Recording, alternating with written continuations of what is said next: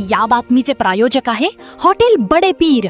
आमचा पत्ता विजापूर वेस व दुसरी शाखा मुस्लिम पाच्छापेठ सोलापूर। सोलापूर शहरात एक धक्कादायक चोरीची घटना समोर आली आहे। भर दिवसा घरात चोरी करून चोर पसार झाला। ही घटना मार्केट यार्ड या पाठीमागील गेट समोरील 256 गाळा परिसरात घडली आहे। 9 मे 2026 रोजी सकाळी 9 ते 10 च्या सुमारास ही घटना घडली। राजश्री अंबाजी झिपरे यांच्या घरात चोरट्याने शिरकाव केला। प्राथमिक माहितीनुसार चोरट्याने घरातील अंदाजे 3 तोळे सोन्याचे दागिने आणि 40,000 रुपये रोख रक्कम लंपास केली। घटनेची माहिती मिळताच सोलापूर पोलीस तात्काळ घटनास्थळी दाखल झाले। फॉरेन्सिक टीम देखील घटनास्थळी पोहोचली असून पुरावे गोळा करण्याचे काम सुरू आहे। पोलिसांनी परिसरातील सीसीटीव्ही फुटेज तपासण्यास सुरुवात केली आहे आणि चोराचा शोध घेण्यात येत आहे। भर दिवसा झालेल्या या चोरीमुळे परिसरात एकच खळबळ उडाली आहे। स्थानिक रहिवाशांमध्ये भीतीचे वातावरण निर्माण झाले आहे। श्री अंबादास झिपरे, आमच्या इथं चोरी झाली बघा आता सकाळी 9, सव्वा 9, 9:30 वाजले होते, 9:30।